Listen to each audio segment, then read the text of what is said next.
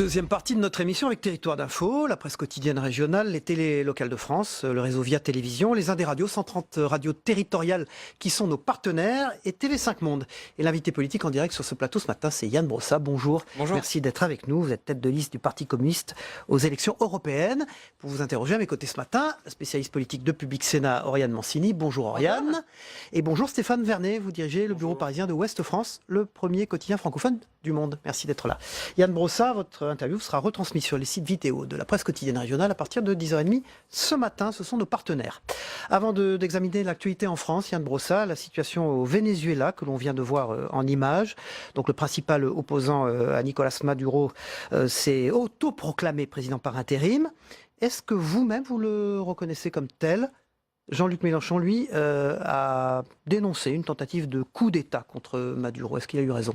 Il s'agit à l'évidence d'un coup d'État. On pense ce qu'on veut du régime de Maduro, mais enfin un président qui s'autoproclame et qui, dans l'heure, bénéficie du soutien de Donald Trump et du nouveau président brésilien, ça s'appelle un coup d'État et ça n'a rien de réjouissant et je pense que cela ne peut être qu'inquiétant. Jean-Luc Mélenchon, vous êtes d'accord donc avec sa position ? Moi, je n'ai pas vocation à commenter ce que dit Jean-Luc Mélenchon. Je vous dis quelle est ma position sur le sujet. Il s'agit d'un coup d'État soutenu par les Américains et par le régime brésilien d'extrême droite qui vient d'accéder au pouvoir.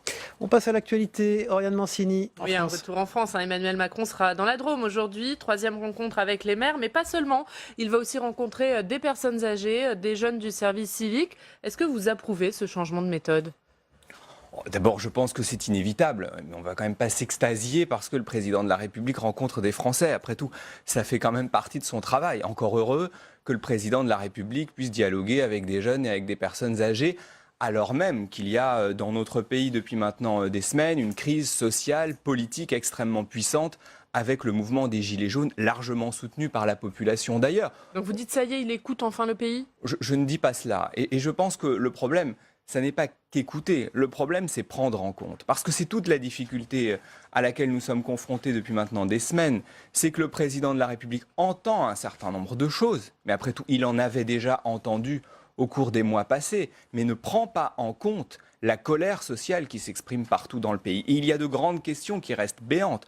Que va-t-il faire sur la question du SMIC et des retraites ? Que va-t-il faire sur la question de l'impôt de solidarité sur la fortune ? C'est bien beau d'écouter, mais si à la fin on ne prend pas les décisions qui permettent de tenir compte de ce qui se dit, à ce moment-là, ça ne sert à rien. C'est toute la question du grand débat national d'ailleurs.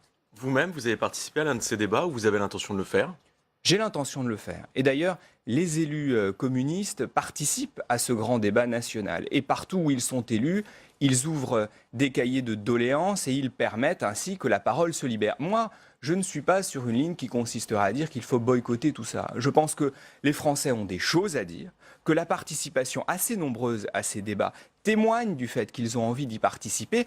Après, la balle est aussi dans le camp du gouvernement. Et qu'est-ce que le gouvernement compte faire de ces doléances et de ces paroles ? À propos des doléances, il y a plusieurs mairies d'arrondissement à Paris qui ont ouvert des cahiers. Est-ce que vous avez jeté un œil ? Est-ce que vous pouvez nous dire ce que la ville organise pour participer au grand débat national ? Il y a un certain nombre de réunions publiques qui sont prévues, y compris d'ailleurs dans l'enceinte du Conseil de Paris à l'Hôtel de Ville. Il y a aussi des cahiers de doléances dans un certain nombre de mairies d'arrondissement. Ce qui remonte très fortement est à l'image de ce qui remonte dans le pays. C'est la question du pouvoir d'achat. Dans une ville comme Paris, c'est aussi bien sûr le coût du logement, et ça tombe bien d'ailleurs, puisque nous allons remettre en place très prochainement l'encadrement des loyers, puisque nous avons obtenu du gouvernement la possibilité de le faire. En tout cas, le pouvoir d'achat est très clairement la question qui apparaît partout. Et est-ce que vous faites partie des gens qui pensent que la retransmission télévisée des débats entre le président de la République et les maires, par exemple, devrait être décomptée du temps de parole de la République En Marche pour les prochaines élections européennes ? Oui. Et d'ailleurs, très franchement, quand on voyait ces débats, on se disait qu'on avait surtout à faire un one-man show du président de la République. Et je ne souhaite pas que les débats qui auront lieu en région ressemblent à ça. Et d'après ce qu'on sait d'ailleurs, ça ne ressemble pas à ça. Et en réalité, il s'agissait plutôt d'une opération de force du président de la République qui souhaitait montrer qu'il maîtrise ses dossiers, qu'il est capable de parler pendant 6 ou 7 heures. Ça n'est pas ça qui est intéressant. Ce qui est intéressant, c'est la libération. Qu'il écoute les maires, qu'il écoute les élus locaux, qui font remonter les doléances de leurs S'il était venu au congrès de l'Association des maires de France la dernière fois, il n'aurait pas eu besoin de cette session de rattrapage. Puis je constate quand même une chose, c'est quand il reçoit les patrons, il les reçoit à Versailles, et quand il reçoit les maires, il les reçoit dans des gymnases. Donc ça crée quand même une drôle d'impression de décalage. Il avait quand même reçu 2000 maires à l'Élysée pendant le congrès des maires. Le problème, c'est qu'il n'en tient jamais compte. Le problème du président de la République, c'est qu'il ouvre les oreilles et une fois que ses interlocuteurs ne sont plus là, il ferme les écoutilles. Sauf quand il s'agit des puissants, des patrons, etc. On a besoin d'avoir un président de la République qui prend en compte la colère sociale qui s'exprime dans notre pays. Les Français et les maires sont bien placés pour le savoir, puisque eux sont au contact des Français, n'en peuvent plus de cette injustice sociale qui se répand partout en France depuis maintenant plusieurs années. Oriane Mancini, les manifestations. Oui, puisqu'on attend l'acte 11 des Gilets jaunes samedi. Est-ce qu'en tant qu'adjoint à la maire de Paris, vous redoutez cette nouvelle manifestation ? Je souhaite évidemment qu'elle se passe bien et je souhaite que les conditions soient créées, y compris par les forces de police, pour que les choses se passent bien et que les casseurs ne viennent pas gâcher la manifestation. En revanche, la question qu'on doit se poser est la suivante. Le président de la République avait fait un certain nombre d'annonces. Et ces annonces étaient censées stopper la mobilisation. Je constate 2 choses. La mobilisation continue et elle continue d'être soutenue par la majorité des Français. Qu'est-ce que ça veut dire ? Ça veut dire que le compte n'y est pas et que sur les grandes questions du pouvoir d'achat, de la répartition des richesses, de la fiscalité, le président de la République n'a pas répondu à la colère des Français. Mais juste un mot sur ces manifs qui touchent particulièrement la ville de Paris. Combien elles ont coûté ces manifestations des Gilets jaunes tous les samedis à la ville de Paris ? Quelques millions d'euros. Parce qu'il y a eu de la casse, et je regrette qu'il y ait eu de la casse. Je regrette d'ailleurs que Christophe Castaner ait mis un peu de temps à mettre en place un dispositif de sécurité pour éviter la casse. On l'a encore vu récemment au mois de janvier. Après, il est évidemment normal que des manifestations puissent avoir lieu à Paris. Il y a toujours eu des manifestations à Paris. Paris n'est pas une ville sous cloche. Paris est une ville qui appartient à l'ensemble des Français. Et je ne suis pas choqué que des gens viennent monter à Paris pour manifester, c'est leur droit. Puisque vous parlez de Christophe Castaner, pour répondre à la polémique sur ces fameux lanceurs de balles de défense, il a dit que samedi, les policiers seraient équipés de caméras pour montrer le bon usage de ces LBD. Est-ce que c'est une bonne décision pour vous ? Vous vous rendez compte, il y a quand même 15 personnes qui ont perdu un œil du fait de l'usage du LBD. Donc la question n'est pas de savoir si on met en place des caméras, la question est de savoir si on continue à utiliser le LBD pour le maintien de l'ordre. Et cette question, à mon sens, elle est d'autant plus légitime que l'écrasante majorité des pays d'Europe n'utilisent pas le LBD pour le maintien de l'ordre, y compris le Royaume-Uni par exemple, qui n'est pas connu pour être un pays particulièrement laxiste. Donc je pense qu'il y a des questions à se poser sur l'usage de ces armes. Nous ne sommes pas favorables à l'usage du LBD. Les parlementaires communistes sont déjà exprimés en ce sens, et je regrette que Christophe Castaner refuse d'ouvrir le débat sur cette question. Yann Brossa, la tête de liste du Parti communiste français aux Européennes, est notre invité politique ce matin dans Territoire d'Info. Les Gilets jaunes, on y revient, une liste aux Européennes qui sera menée par Ingrid Lavavasseur, qui était une des figures du mouvement. Est-ce que c'est une bonne idée pour vous ? D'abord, c'est leur idée, et c'est quand même leur droit en démocratie de se présenter aux élections européennes, qui sont les prochaines élections qui auront lieu le 26 mai prochain.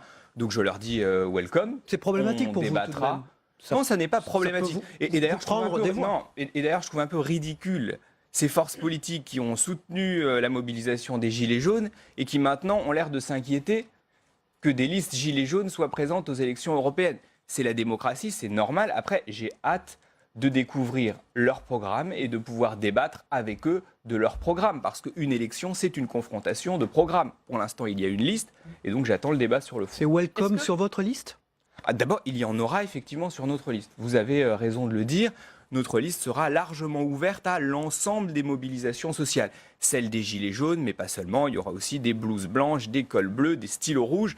Bref, toutes ces catégories sociales qui se sont mobilisées ces derniers mois. Mais pour ce qui concerne les Gilets jaunes, il y en aura effectivement aussi sur notre liste. Vous avez raison de le dire. Sur cette liste des Gilets jaunes menée par Ingrid Lavavasseur, est-ce que vous pensez qu'elle est instrumentalisée, cette liste, qu'il y a quelqu'un derrière ? Je ne le sais pas et je n'ai pas envie de faire de procès d'intention à ce stade. J'attends de voir, je suis comme les Français, je n'ai pas encore le programme, je n'ai pas encore la liste et je me garderai bien de me prononcer sur cette liste-là. Après, je trouve que c'est la démocratie et c'est pas plus mal. Stéphane Vernet. Vous avez dit que vous allez ouvrir votre liste aux mouvements sociaux, aux différents mouvements sociaux. Où est-ce que vous en êtes des tractations, des unions possibles avec d'autres listes de gauche, ou c'est définitivement enterré? Est-ce que ça veut dire qu'on aura une pléthore de listes à gauche pour ces élections? Est-ce que vous le regrettez? Nous avançons. Vous continuez à tendre la main? Nous avançons et nous aurons notre liste qui sera prête d'ici la fin du mois de janvier. Après, je dis la chose suivante, c'est que la gauche est effectivement trop divisée. Soyons honnêtes, ça n'est pas d'hier que sur la question de l'Europe, elle est traversée de divisions. Il y a des gens qui étaient favorables au traité de Maastricht, des gens qui étaient favorables au traité constitutionnel européen, y compris à l'intérieur de la gauche. Et d'ailleurs, à l'époque, le débat au sein de la gauche avait été extrêmement animé. Il avait d'ailleurs traversé le Parti socialiste. Les communistes ont eu sur la question de l'Europe une position constante et cohérente. Nous avons rejeté tous ces traités européens qui nous conduisent à la situation dans laquelle nous sommes en ce moment. Après, est-ce que nous pouvons construire des alliances? Moi, je continuerai à tendre la main à ceux qui partagent avec nous l'idée que l'Europe doit être autre chose qu'une machine à fabriquer de la régression sociale.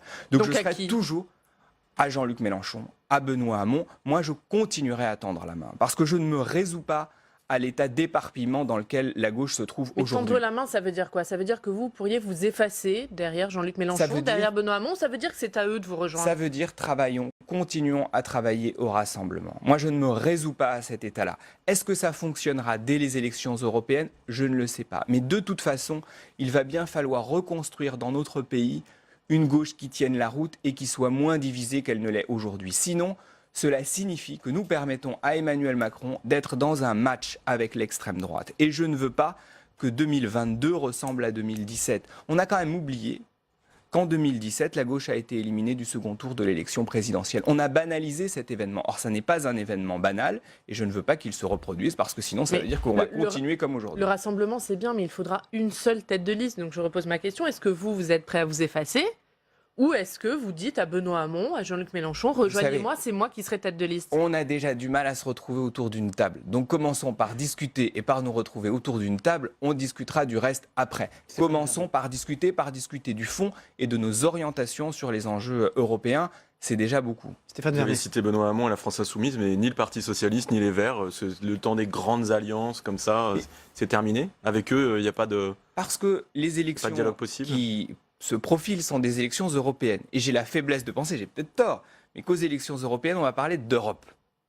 Et il se trouve que sur la question de l'Europe, nous avons des divergences avec le Parti socialiste. Je mets les Verts de côté puisqu'ils ont dit que de toute façon, ils y allaient tout seuls. Je veux bien tendre la main à des gens qui de toute façon disent qu'ils y vont tout seuls, mais je n'aime pas perdre mon temps. En ce qui concerne les socialistes, moi, vous savez, je suis élu d'une majorité avec des socialistes. Anne Hidalgo, elle ne s'en cache pas, elle est socialiste. À l'échelon municipal, on arrive à travailler correctement ensemble. Mais pas à l'échelon européen. À l'échelon européen, je trouverais bizarre et pour tout vous dire un peu malhonnête de se retrouver sur une même liste aux élections européennes alors que nous n'avons pas le même avis, par exemple, sur les traités européens. Eux ont soutenu tous les traités européens. Nous avons dénoncé tous les traités européens.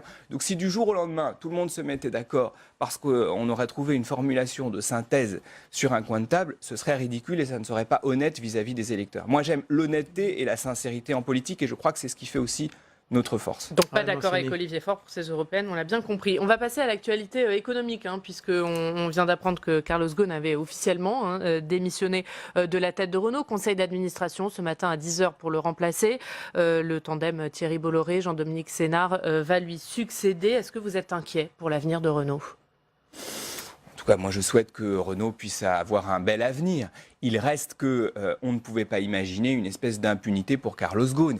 J'ai quand même une question. Quand on voit l'énergie avec laquelle le Japon combat la fraude fiscale, je pense que nous devrions nous poser un certain nombre de questions sur nos pratiques à nous en France. Et je pense que nous avons en France une forme de tolérance vis-à-vis de la fraude fiscale. Quand on sait que la fraude fiscale nous coûte, à nous Français, 100 milliards d'euros chaque année, qu'elle coûte à l'Union européenne 1000 milliards d'euros chaque année, quand on sait qu'il va y avoir 30 000 suppressions de postes à Bercy, je me dis que quand même, en France, on ferait bien de se saisir avec un peu plus d'énergie et de détermination de ce sujet. Vous parlez de manière générale, je parle de manière générale, absolument.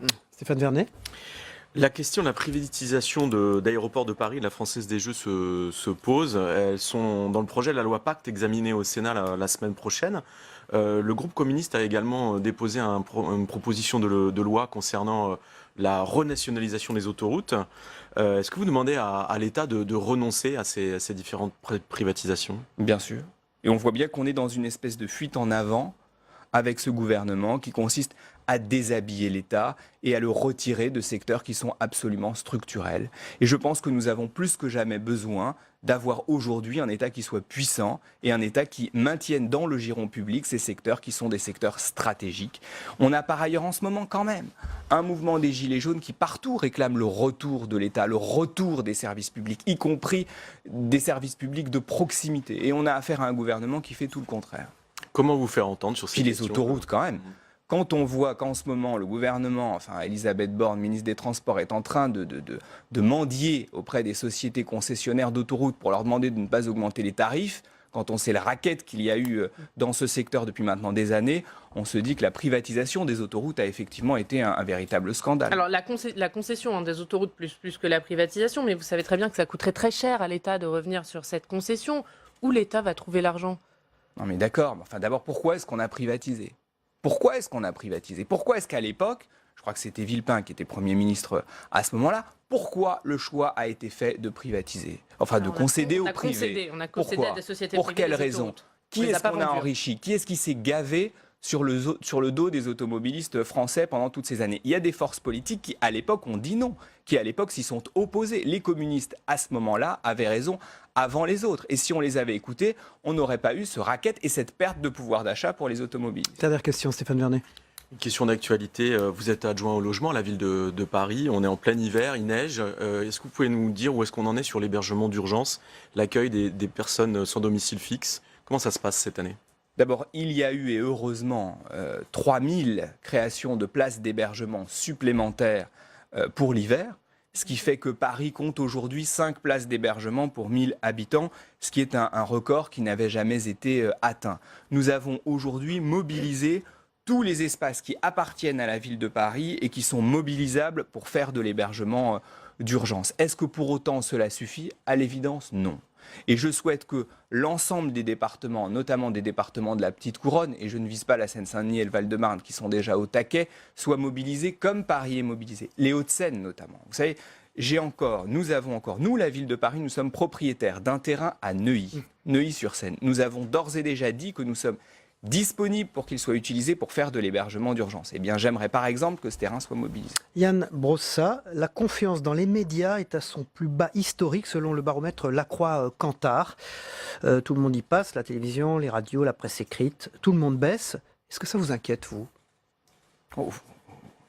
J'allais vous dire que vous êtes un peu dans le même état que nous. Et qu'en l'occurrence, la confiance dans les médias est un peu à l'image de la confiance qui existe dans les élus. Bien sûr que ça m'inquiète. Bien sûr que ça m'inquiète. Et pour autant, moi, je n'ai pas envie de tomber dans une espèce de média bashing ou de critiques systématiques envers la presse. J'ai des critiques à émettre.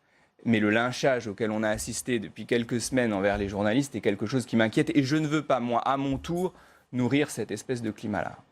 Merci Yann Brossa. Merci à vous. Vous êtes la tête de liste du Parti communiste aux élections européennes. Merci d'avoir été notre invité politique. Merci Oriane Mancini. Merci Stéphane Vernet de Ouest France. On passe au débrief de l'actualité dans un instant.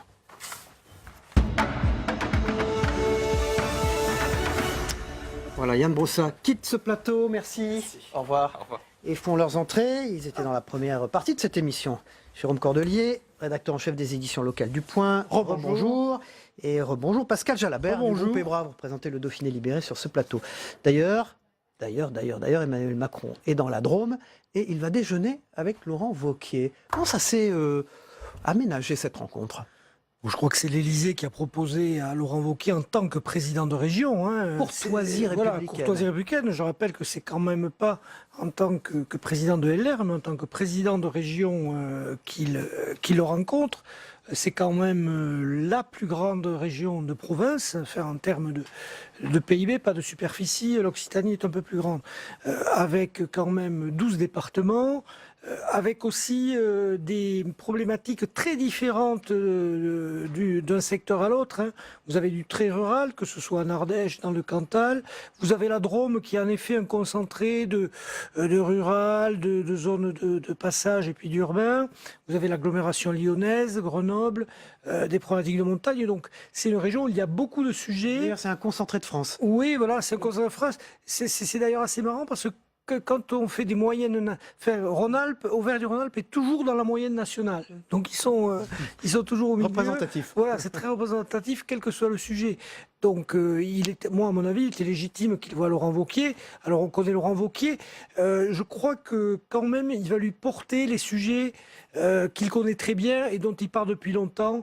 Les classes moyennes, la fiscalité sur les classes moyennes, et puis les économies nécessaires pour retrouver un peu d'oxygène financier et faire des investissements. Dans l'actualité, ce sont les Gilets jaunes qui vont constituer donc une liste aux européennes menée par Ingrid Levavasseur, qui est une des figures du mouvement, Jérôme Cordelier.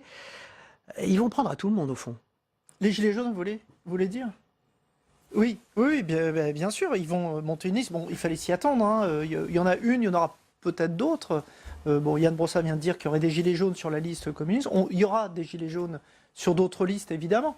C'est normal, de toute façon, c'est un mouvement pluriel.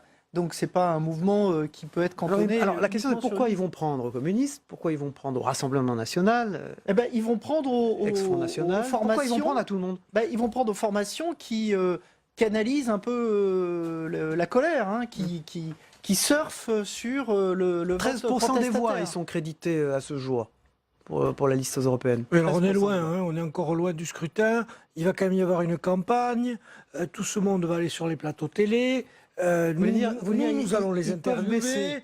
Ils peuvent baisser, ils peuvent monter aussi. Voilà. On Il est faut au voir mois- ce qu'ils proposent déjà. on est au Pour mois de l'instant, il y a janvier. juste une liste, Il reste 4 mois. Moi, je crois que ça peut avoir une vertu, c'est de faire monter la participation. Parce que Mais des gens qui ne votaient pas, il y a des électeurs C'est très juste, qui Pascal. il y a des citoyens qui peuvent se dire moi j'ai participé au moment des Gilets jaunes, moi je me reconnais dans leurs revendications. Ce ne sont pas des appareils, hein, parce que alors certes le Front National, la France Insoumise font du jeunisme, mais ce sont quand même des jeunes issus de l'appareil, passés par les jeunesses du Front National ou par ou Manon Aubry par le militantisme des Insoumis. Donc du coup, moi je crois que ça peut avoir au moins cette vertu, c'est-à-dire d'augmenter la participation à une élection où l'abstention est quand même traditionnellement très élevée. Jérôme Cordelier. Augmenter la participation. Ça, je trouve, oui, c'est une remarque très juste de Pascal, évidemment. Et puis, ça serait bien d'ailleurs. C'est bien qu'on ait un vrai débat européen, qu'on sorte un peu de nos débats franco-français. Emmanuel Macron, dans ses sondages, actuellement, effectivement, tout ça peut bouger, est encore en tête. La République En Marche est encore en tête. Vous expliquez ça comment, vous?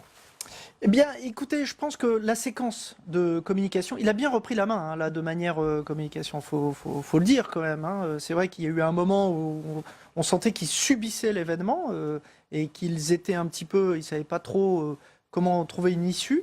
Mais là, la séquence est très bonne. Hein. Il a repris un peu 2 précédents débats nationaux. Voilà, il a repris un peu la dynamique, la pêche, l'enthousiasme qui. Mais sans y avait pendant s'adresser sa directement campagne. aux Français, puisqu'il n'a rencontré que des élus, là. Il a rencontré des. Ouais, mais enfin, Qui sont les plus tourne quand même- représentatifs des Français. Il tourne donc, quand même oui. beaucoup dans le pays. Alors c'est vrai qu'il y a encore un écran, c'est les élus. Après, ce sera le contact direct. Mais bon, non, là, c'est quand même le bien joué, hein, de manière de communication et de manière politique. Un mot avant qu'on vienne à la une du point. Macron face aux technocrates. C'est qui le patron? Avec le point d'interrogation, bien sûr. Un mot sur le Venezuela, ce qui s'y passe. Donc un président de l'Assemblée nationale qui s'est autoproclamé président par intérim, soutenu par les États-Unis, puis un certain nombre de voisins, aussi le Brésil a suivi.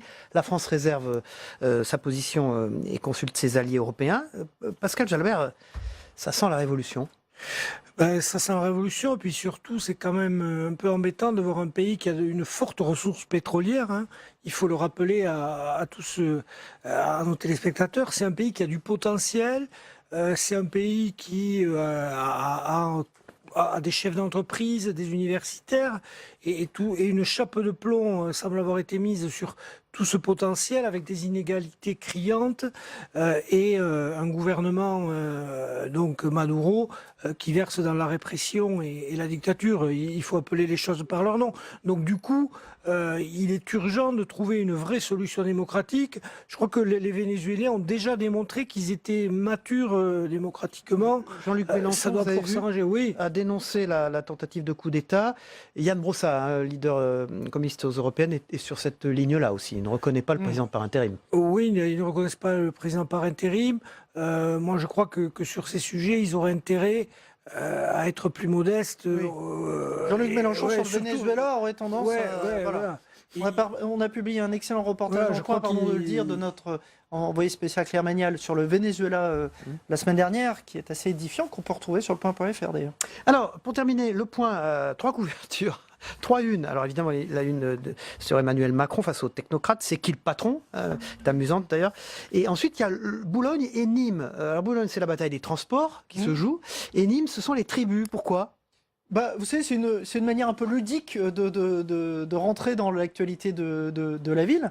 Et on a mis en couverture ces gens qui essayent de refaire les épopées romaines dans les arènes de Nîmes. Je dois dire, la photo est... Les arènes qui sont menacées d'ailleurs, parce que dans ce numéro, vous verrez, il y a une interview de Georgina Dufoy, qui est présidente maintenant de la Fondation des Monuments Romains, et qui montre que si on fait rien, les arènes de Nîmes, monument ô combien emblématique, risque d'être en péril. Voilà, il faut sauver les arènes de Nîmes. Hein. C'est indispensable. Parce que l'eau coule dans les pierres et risque de... c'est une question de construction. Donc c'est vrai que les Romains étaient des bons constructeurs, mais voilà, les arènes de Nîmes risquent d'être c'est le monument romain. Il reste quelques secondes pour Boulogne, bataille des transports. Grande bataille des transports avec un reportage exceptionnel dans une gare du Grand Paris Express. On a pu y aller avec un photographe, notre envoyé spécial Audrey Emery. Et j'attire aussi votre attention sur le hangar Y, qui va être un nouveau pôle scientifique et culturel dans la forêt de Meudon. Ça a été un endroit absolument magnifique. C'est là où on construisait des grands dirigeables, et notamment les ballons captifs, vous savez, qui regardaient pendant la guerre de 14 les tranchées la forêt ennemies. de Meudon, c'est là où Pascal Jalabert fait du vélo. Oui. Merci Pascal Jalabert du groupe EBRA qui représentait le Dauphiné. Emmanuel Macron est dans ce département aujourd'hui. Dans la Drôme. Donc à midi. Merci. Voilà, et ça sera demain dans le Dauphiné libéré, bien évidemment, les comptes rendus de cette journée. Merci Jérôme Cordelier, c'est qui le patron? Merci à vous. À la une du Point. On va passer aux Zap Matin, ce qui s'est passé dans les autres matinales d'infos ce matin chez nos confrères. On regarde ensemble, on se retrouve après. Une loi anti-casseurs, bravo. Mais il ne faut pas que cette loi anti-casseurs soit utilisée contre les Français. À quand une réponse politique? Une loi anti-casse de la solidarité contre les broyeurs de vie et de rêve? Une loi pour la justice, pas juste pour la force? Je suis très vigilante sur la manière dont on va la rédiger, sur le texte final auquel nous allons arriver. Pour l'instant, le compte n'y est pas de mon point de vue. Plutôt que de pousser des cris, plutôt que d'encourager et d'accepter la violence, nous voulons protéger. Protéger les commerçants, protéger les habitants, protéger les manifestants et protéger les policiers. Il y a eu plusieurs lois anti-casseurs, et notamment sous Nicolas Sarkozy. Tout cela existe et ça n'a jamais... Pour les hooligans dans les stades de foot. Non, pas seulement. Ça n'a jamais été mis en œuvre. Non, on n'a pas le droit, normalement, de participer à une manifestation en étant masqué, etc. Le débat organisé par le président de la République, il a rencontré des maires cette fois-ci. Donc il se rend dans la Drôme, il va rencontrer des élus des 12 départements d'Auvergne-Rhône-Alpes et... Laurent Wauquiez. Un vrai échange, ça veut dire aller voir les Français. Ça ne veut pas dire se déplacer dans une bulle où tout est organisé, où ceux qui ont le droit de prendre la parole sont triés sur le volet. C'est une bonne chose qu'il soit invité par le chef de l'État? Mais évidemment. Ce qui est incroyable, c'est qu'on s'étonne aujourd'hui qu'il y ait ce type de rencontre. La politique, c'est quand même pas en France la guerre civile. Je pense qu'il est bien, dans une situation de crise comme celle-là, que M. Macron consente à écouter l'opposition, notamment Laurent Wauquiez, sur les sujets qui aujourd'hui font débat et ont été à l'origine de la crise. Je pense au sujet du pouvoir d'achat, au matraquage qui a été celui des classes moyennes, celui des retraités sur la fiscalité. Celui qui, le premier qui avait dénoncé cela, c'était Laurent Wauquiez, je vous le rappelle. Ça ne sert à rien, si ce n'est à essayer d'enterrer le mouvement des Gilets jaunes. Donc ils peuvent faire tous les formats qu'ils veulent, ils peuvent sortir Hanouna, ils peuvent faire des one-man shows. Nous sortirons de ce débat avec un ensemble de propositions. Mais ne me demandez pas avant la fin du débat, de dire quelles seront nos propositions. Ça n'est pas ce que vous avez demandé, mais c'est le cadre que nous avons fixé. Et je fais confiance aux Français pour dire ce qu'ils souhaitent dans ce débat. Les Français ne sont pas dupes de la duplicité du président, qui épuise les gens, qui n'aborde pas les vraies questions et qui ne veut pas changer. D'ailleurs, il l'a écrit. Tout le monde, et est, donc, tout le monde est duplice dans votre univers, Nicolas Dupont-Aignan. Oui. Les médias, le président, écoutez... les autres, quoi. Dans un instant, troisième partie de notre émission avec l'actualité parlementaire et politique. À tout de suite.